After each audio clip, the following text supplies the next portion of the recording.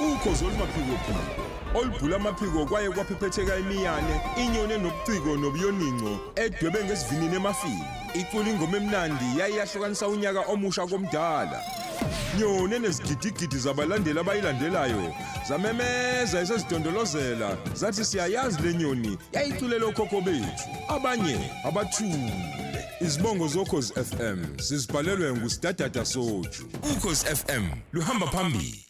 Siphinde sikubingelele kolunye uhlelo loKhozi FM TV. Siyabonga ukuthi uhlale nathi namhlanje. Igama lami nguNeliswa Cele. Namhlanje isihambeli sethu umuntu osifazane obamba iqhaza laphana ezolimo ngithi ukulima. She is the Business Development Manager yaka South African Agricultural Awards. Uzosixoxela ngomsebenzi awenzayo laphana ekulimeni. Asixoxele nangama-awards ukuthi ayini enzani. Ngaleyo chitha isikhathi uGugu waka Mthalane uyaphila? Ngiyaphila sisinjani? Ngiyaphila ave ngithanda ivoice yakho. Hayi ngihlale ngithola lo isihosha wazalwa naye oh wow. Asivele sihlalo odabeni. Gugu Mthalane, who is she, usukaphi? Oh Gugu uzalele endaweni ekuthiwa eNhlazuka eMbumbulu. Kusho ukuthi nje wazalwa abazali abathanda ukulima. Yeah. Wakhula nje elima uGugu wase wafunda ke emabangeni aphezulu waqhubeka nokufunda waze wasebenza enkampanini ehlukahlukene. Sesebenza lapho ke uthando lwakhe lokulima ayi laqhubeka ngasuka ngathi ngiyiplaza lami lokuqala ngo2015. Wow. Ngaqala ngalima amazambane ngaleso sikhathi ngabona ukuthi inzuzo iningi. Yeah. Ngo2019 ngathenga elinye leli lokuqala lu58 hectares. Okay. Elesibili ngalithola lapho lalu 14 hectares.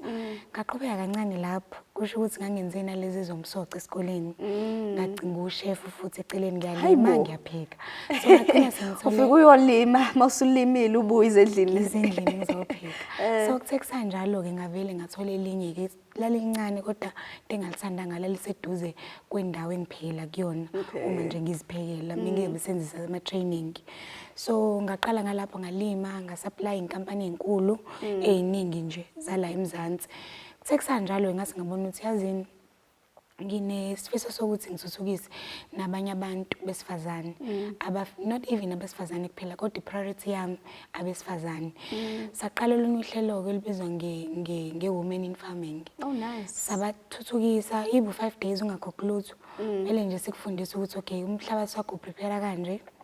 Usifake kanje isithombo sakho. Uyipresente kanje mingabe usuyozama ukwenza ukuthi izithombo zakho idelive bese uyinakela kanje. Ngabona ukuthi yenzeka lento ayidinga into engakanani.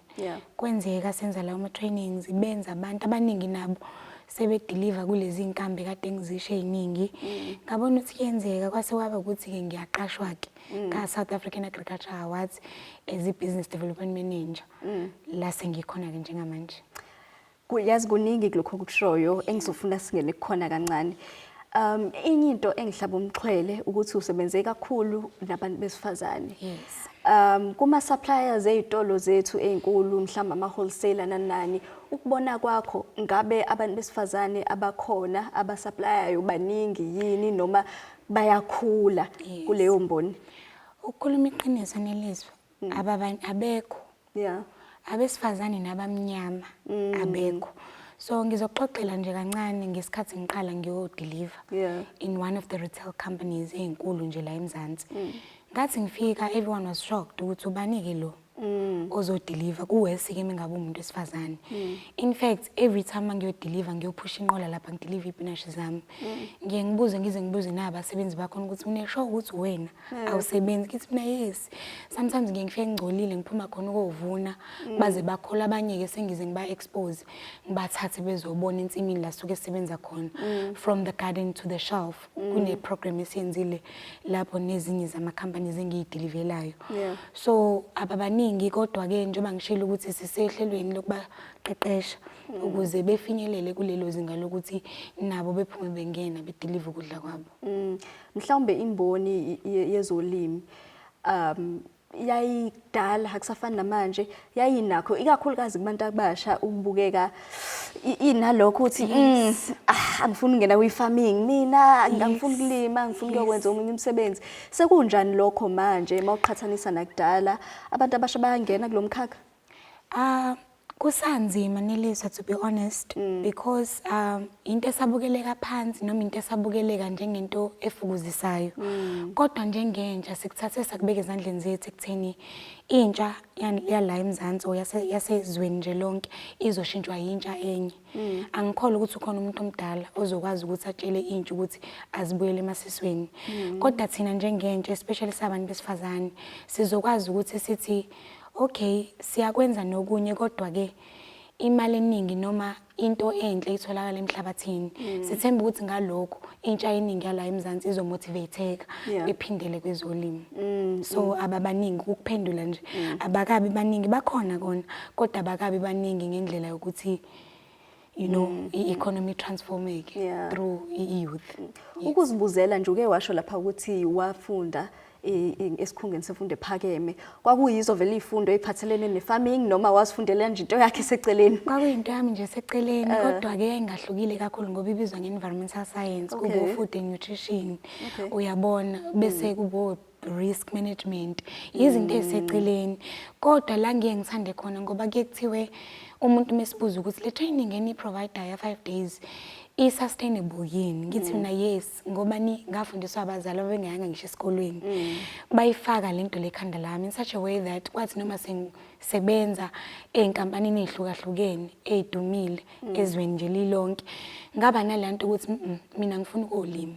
So ngiye ngithi uma ngabe ufundile wafundiseseka uyakwazi ukuthi ulime uphinde uzuphathe inkampani yakho nawe ukwazi ukudilivela usuplayele lezi inkampani ezinkulu. Mhlawumbe umuntu onothando lokulima kodwa akazi uzoqala phi enze kanjani siyazi ukuthi kwesinye isikhathi lezi zinto zidinga ifunding. Khona yini indlela ongamcathulisa ngayo ukuthi qala ngalokhu noma ngalokhu kancane kancane uzokhula uzofike la ufisa ufinyelela khona? Hey, yazi ukuthi mina sisineli ngihlale ngithi you must start where you are. Uqale ngaloko nako la usuku ukhona. Ngizoxoxa nje kancane nge-background yami ukuthi ngaqala kanjani ukuze ngisuplayele lezi imboni ezinkulu. Ngangihamba nje ngiyothenga izinto kweyodwa yalezi imboni. Ngafika ngacela u-owner waleyo mboni engangifisa ukuyidilivela. Ngakhuluma naye ngasho ngathi ngumlimi osasemusha nginesifiso sokuthi ngisupply kule mboni enkulu kangaka. Kuyisifiso sami kodwa ngazi ke noma abantu abamnyama abesifazane bavumelekile yini. Ngeke uzukholwa ukuthi wavele wathi no sitshela ukuthi unendawo engakanani ofisa ukuyilima. Sizomisa bonke abantu abasupply the green stuff like spinach, your lettuce. Kwenzeka kanjalo ngempela ngaphinde emuva ngenayo ngisho imali engakanani. Ngaqala la ngangikhona ngalo enganginako. So ngalima nje ngalima indawo engangehectare. Ngalima ngisaba ukuthi isho ingazi izobuya yini nale mali. I-support engayithola kuleyo mboni ngihamba ngodeliver kokuqala bathi no we need more. Ngaze ngafonela my friends in agriculture ngathi guys kudingala more spinach, kudingala more lettuce. Kwadelivela ngabuya ngenza imali yokuqala ngaqhubeka. So umuntu omusha ongaqala onesifiso ngingasho ukuthi aqale la ikhona. Ngihamba idasela amagwinya uraise imadlana yakhe encane uhamba uthenga ithombo zakhe ezu10 ulima udayisa uphinde uqhubeka ungalindeli imali because nami ngizange ngiqale ngemali le itholakala from government. Uma ngabe une-mindset kanjalo uzohlala uhleli ugcina ungafinyelelanga la ufuna ukufika khona. Fanele uqale la ukhona be it ucela ekhaya be it uhamba uyodayisa mhlawumbe amagwinya ama-chips uraise imali yakhe encane. Akusho ukuthi kufanele udayisa ama-hectares. Ungaqala ngepinashi zakhe ezu5 ubuye uthenge ezinye ipinashi ubuye uthenge ezinye uzufinyelela la ufuna ufinyelela khona. Kuye kuthiwe kubanjwa ehambayo. So nololo sizo lidinga luzokufica uhamba. Ngendlela okhuluma ngayo ngiyakuzwa ukuthi ulwazi lakho kwafika nokuthi angazi ungangicorrecta mangirong kunokuba usomabhizinisi kuwena ngaphakathi. Mawusuhlanganisa lana ne-farming ngiyazi ukuthi kwesinye isikhathi umuntu engaba nethalent elithize mhlawumbe uyacula mhlawumbe udokotela kodwa mase kufika kuleli khono lokuthi kumele ngikwazi ukuthi ibhizinisi lami sengilimile ngikwazi ukuthi ngilihlele ngalendlela ukuthi ngelikilanga lingenzele inzuzo futhi liqhubeke liye phambili. Lama skills lawa ebhizinisi nawo wawafundela noma kwakuyinto eveli kuwe? Ziwu-2 impendulo zami. Abazali bami abangakwazanga ngishuke esikoleni. Kodwa babelimela ukuthi sikwazi ukuthi sidle, sikwazi ukuqeda isikole, sikwazi ukuthi sibukeke njengezinye izingane. So i-structure sakhona sasi-structured ngokuthi sizolima kanje ukuze kuvune ukudla kudliwe, okunye okusala kudayiswe. Kuthe-ke umuntu eseyena sesikoleni ngabamba lapho nje kutheni uma ngabe usebenza wenza sure ukuthi uyazinikela ukuthi konke kuhambe ngendlela. So bese kubile into yokusebenza ngokuyimisela. So ngilapho nje kuthina sicomplain sebenza ngokuyimisela kuwo konke. So noma ke enye into yokugcina sisiwami ukuthi i-agriculture noma ngithi uma ngabe utshala i-crop or isithombo kufana njenganengane. So angithi ingane mingabe incane wenza sure ukuthi iyakhula inakekelekile. So nesithombo naso ujabuliswa ukuthi awafika ngama-flats kulonyaka sikhula kahle. Uthi ungasanakile usuyavuna usunemali eningi from leso sithombo. So if kuukuthi uyazimisela i-energy yakho yonke uyifake khona inzuzo ozoyithola lakho izobe nayo iqhakambisi uyabona. So I think ile combination of i-background yami kuba i-combination yokuthi ngisebenza ngokuyimisela mina yonke into engiyibambayo ngiyimisele ngayo. Bese kubile mfundiso engangifundiswe abazali bami ukuthi ithathe nje uyiphathise njengengane encane uyikhulise futhi ingakhulanga kahle yafa ungadike balo zame futhi nanekusami gcina kubile right. Ngiyakuzwa uthinta indaba yezikhukhula ama-floods and iyangicabangisa ukuthi mhlawumbe imboni yezolimo iyona yathinteka kakhulu ngoba phela awusakwazi manje ukuvuna noma mhlawumbe khona ezinye izinto ezithintekayo ngalapho kwakhambela kanjani nenza kanjani ukuze nikwazi ukudlula leso simo? Angifuni nje ukuqamba mangase sikonakala kakhulu. Kodwa ke ngathi mingabe sengibonile ukuthi konakale kangako ngase ngazinikela ngazenzela i-audit ensimini yami ngazicwaningela ukuthi konje uma ngase kuthiwe ngo-2025 kufika futhi isimo esikanje kungaba yini esingayenza ukuthi sivikele phambi kokuthi kwenzeke. Ngase ngabona ukuthi kunezifundo eziningi manje hydroponic farming kuhlukahlukene by kutshalwa eko-plastic noma isemabhakedeni ungatshali emhlabathini qobo. So uma ngabe kufika izikhukhula uyakwazi ukuthi umuve lezo zinto osuke uyitshalile uyibeke kwenye indawo ukuthi mingabe seyidlula iphinde uyibuyisele. So izithombo lapha zaffecteki kodwa nje ukukhuluma iqiniso konakala kakhulu. Kodwa from that ngafunda ukuthi okay ngiready nje ngase kuba khona ama-floods kulonyaka ngiready ngoba ensimini yethu sinama systems ase in place ukuvikela flats angasenzeki. So yiloko ke samkwenza nala eMzansi ukuthi asifundisani kuphela ukuthi sitshale ensimini kuphela emhlabathini. Sesifundisana ke manje ukuthi asisi mhlawumbe uhlala endaweni encane. Sinabantu esifundisile from kwaMashu from eMlazi. We all know ukuthi eMlazi sometimes kunendawo encane ayikho ifarm enkulu ongalima nje kuvuleleke. So lapho mawufuna ukutshala ama-herbs akho utshalaphi? Thenga imaki yakho lapha ufaka ama-herbs akho yazi lokunqontula kancane upheke.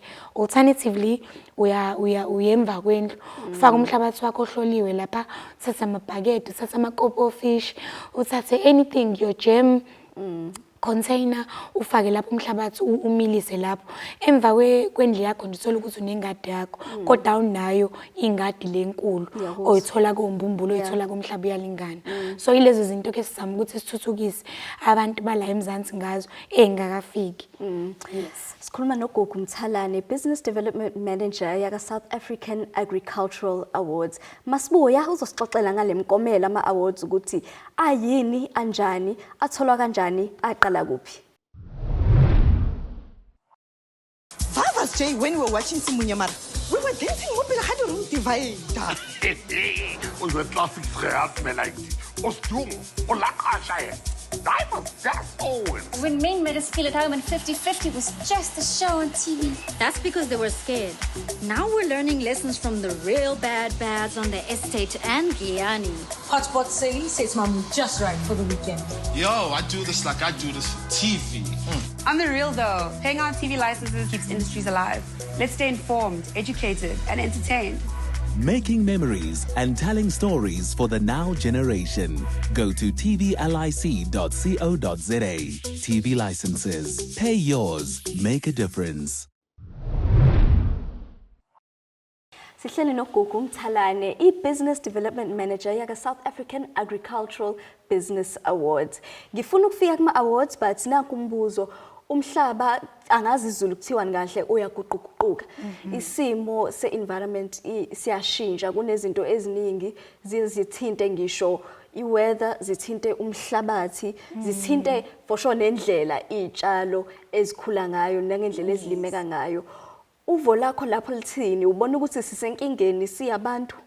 Sisenkingeni kodwa khona lezi inkinga kufanele singayixaki ngazo la sisuke sikhona. As umlimi it's a win or lose situation. So mangabe ufaka i-crop yakhe emhlabathini usuke ukulindela ukuthi sizophuma noma ngesize siphume.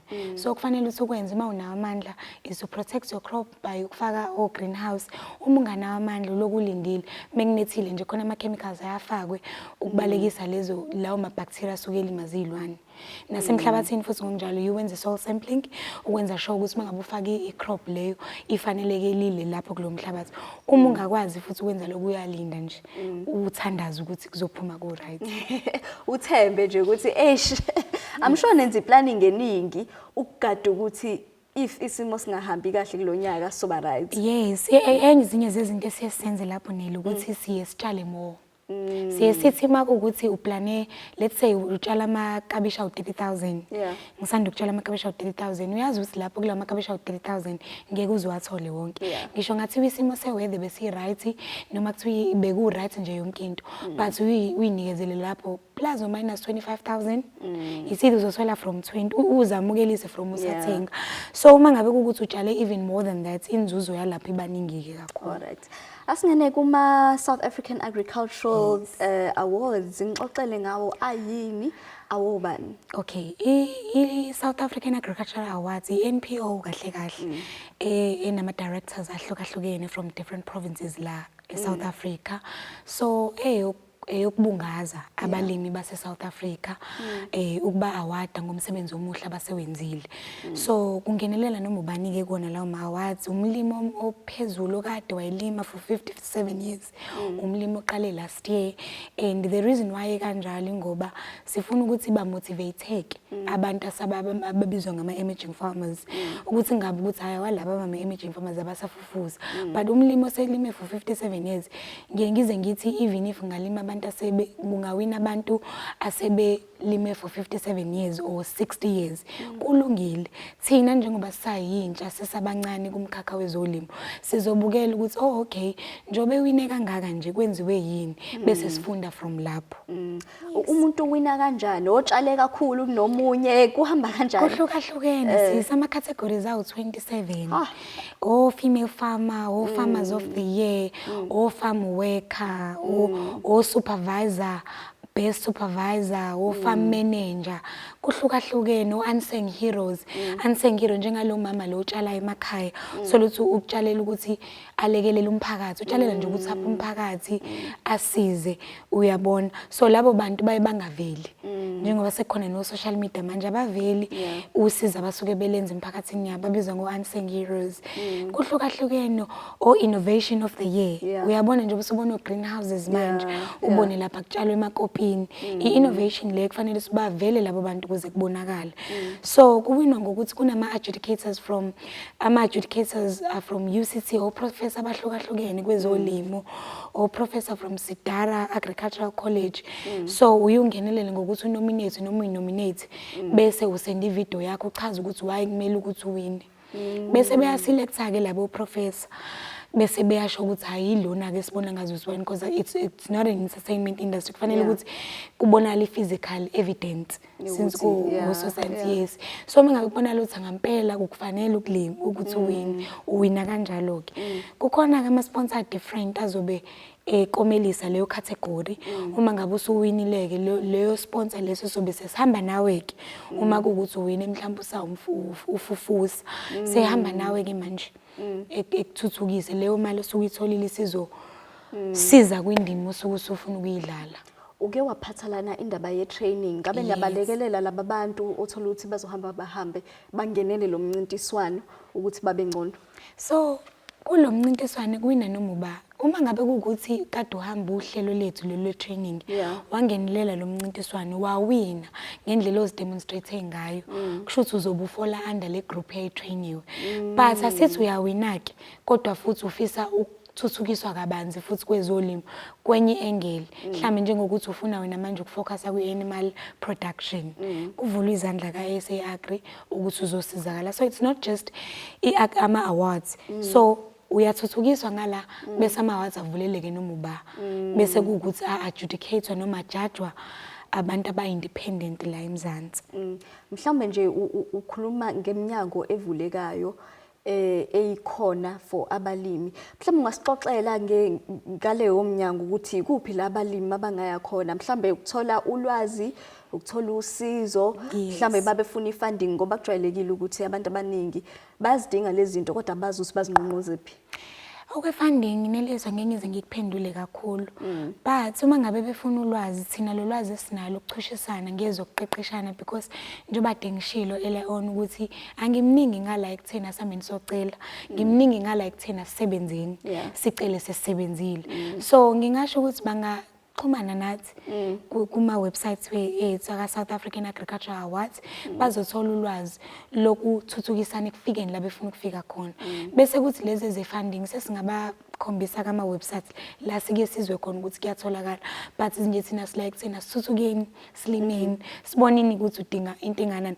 The beauty about South African Agricultural Awards is that sinenesari yethu so ufika utrainwe inesari la uqhumisa khona izithombo for ukuthi uhambe uyotshala ensimini so mase sikutrainile sabona ukuthi uyimisele ngempela ubeke manje usunikezwe izithombe ze startup for mahali bese uyahamba kuyotshala ensimini yakho khona abantu abenze kanjalo sebesupply imboni lezi ezinkulu nami ngiyisupplyayo.